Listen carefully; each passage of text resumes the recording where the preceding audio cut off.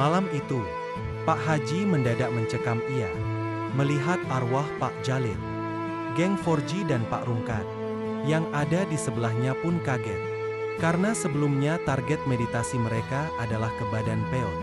Pak Haji tiba-tiba kesurupan. Suaranya berubah berat dan wajahnya tampak asing.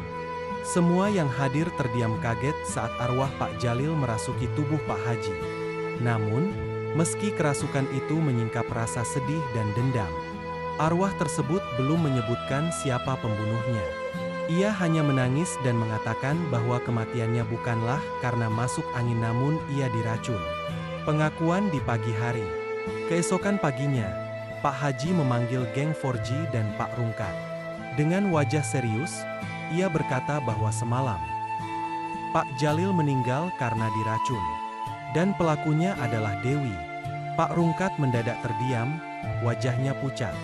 Ia akhirnya mengaku bahwa sebelum meninggal, Pak Jalil sempat mengatakan padanya bahwa Dewi sebenarnya adalah Nona Elin, perempuan misterius yang mengubah wajahnya. Anak angkat Pak Jalil tujuan Nona Elin, dan menghabisi Pak Jalil karena ia tahu identitas aslinya. Pagi harinya, polisi datang ke rumah Bang Topan dan istrinya, Dewi. Mereka membawa surat penangkapan. Dewi, yang selama ini tampak sebagai istri yang lembut dan setia, terdiam membeku saat borgol mengunci tangannya. Bang Topan hanya bisa menatapnya tanpa kata. Misteri kematian Pak Jalil akhirnya terungkap. Dan bayangan masa lalu Nona Elin kembali menghantui desa itu. Dewi duduk di ruang interogasi, tangan masih terborgol. Wajahnya tenang, namun matanya menyimpan sesuatu yang gelap. Di hadapannya, seorang penyidik meletakkan foto-foto lama, termasuk salah satu potret Nona Elin dari arsip kasus lama yang belum terpecahkan. Nama asli kamu Elin, kan? Tanya penyidik tajam. Dewi hanya tersenyum miring. Kalau kalian sudah tahu, untuk apa tanya lagi? Pengakuan tanpa penyesalan. Di hadapan penyidik, Dewi akhirnya mengaku. Ia memang Nona Elin. Ia kembali ke desa dengan wajah baru, menggunakan bantuan dukun dari luar daerah. Tujuannya jelas. Aku mencintai Bang Topan, ucapnya lirih, tapi cintaku harus ditukar dengan darah. Pak Jalil. Dewi meracuni teh yang diminum Pak Jalil saat dia di kontrakan barunya. Malam di rumah Pak Haji beberapa minggu lalu. Reaksi Bang Topan. Sementara itu, Bang Topan merasa dunia runtuh. Istri yang selama ini ia percaya sepenuhnya, ternyata bukan hanya pembunuh, tapi juga pembohong besar. Ia mengingat kembali berbagai momen kecil yang kini terasa ganjil, tatapan tajam Dewi pada Pak Jalil, kegelisahannya setiap kali nama Nona Elin disebut. Kadang yang kita kira cinta, ternyata ujian paling besar. Geng Forji dan Pak Rungkat. Geng Forji, Dhot, Kona, Robi, berkumpul lagi di warung seperti biasa. Kali ini tanpa canda, hanya diam dan renungan. Pak Rungkat pun datang, wajahnya kusut. Ia merasa bersalah telah menyimpan rahasia tentang identitas Dewi terlalu lama. Kalau saja aku lebih cepat bicara, gumamnya. Tapi Dhot menjawab pelan, semua ada waktunya. Hek, mungkin arwah Pak Jalil memang ingin kebenaran itu keluar. Dengan cara yang tak bisa disangkal, melalui tubuh Pak Haji sendiri. Penutup, arwah yang tenang. Malam harinya, suara angin di halaman rumah Pak Haji terasa lebih damai. Seorang ustaz yang diminta datang berkata, arwah Pak Jalil kini sudah tenang. Dia hanya ingin keadilan. Dan keadilan itu sudah datang. Cahaya rembulan menerangi makam Pak Jalil. Tidak ada tangis, hanya keheningan yang menandakan bahwa satu bab misteri di desa itu akhirnya berakhir, setidaknya untuk sementara. Sebelum lanjut mohon subscribe channel ini ya teman-teman dan tonton sampai akhir. Seminggu setelah pengungkapan itu, desa mulai tenang kembali. Namun, bagi sebagian orang, terutama geng Forji, rasa penasaran belum sepenuhnya hilang. Suatu malam, Robi bermimpi aneh. Ia melihat seorang gadis kecil di kebun belakang rumah Pak Jalil. menangis sambil membawa boneka tua.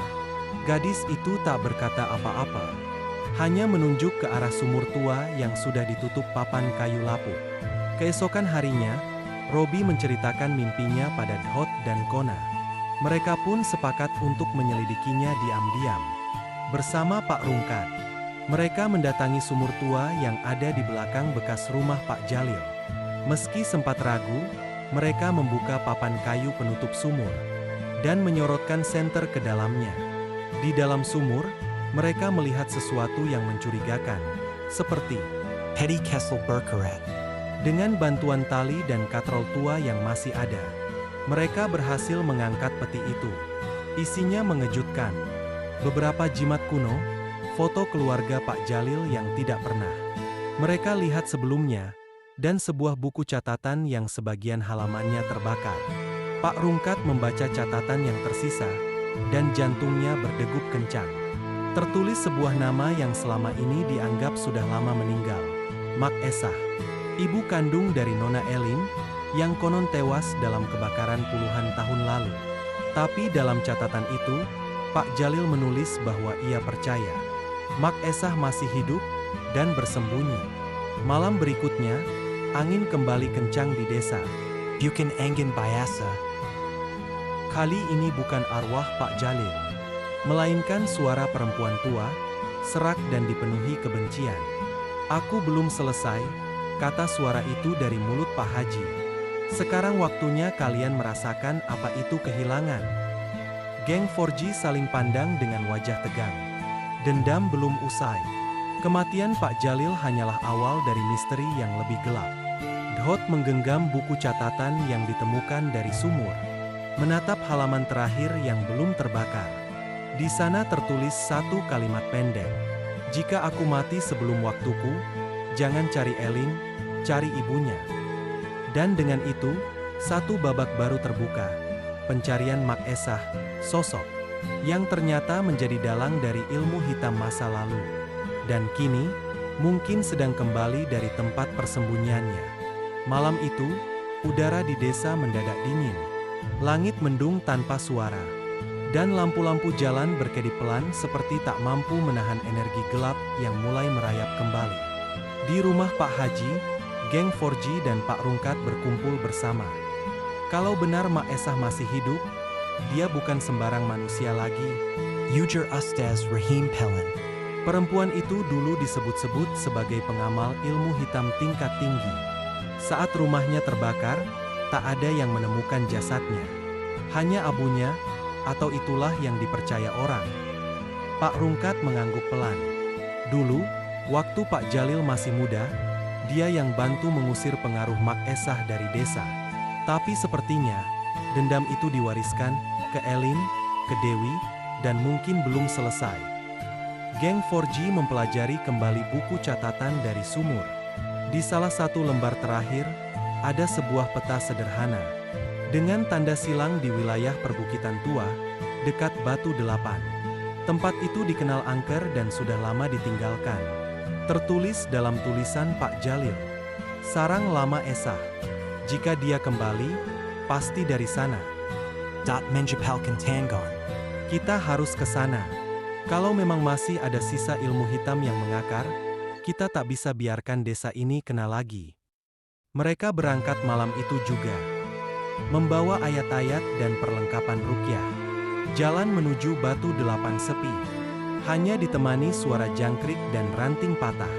Tapi begitu mendekati puncak bukit, udara berubah aneh.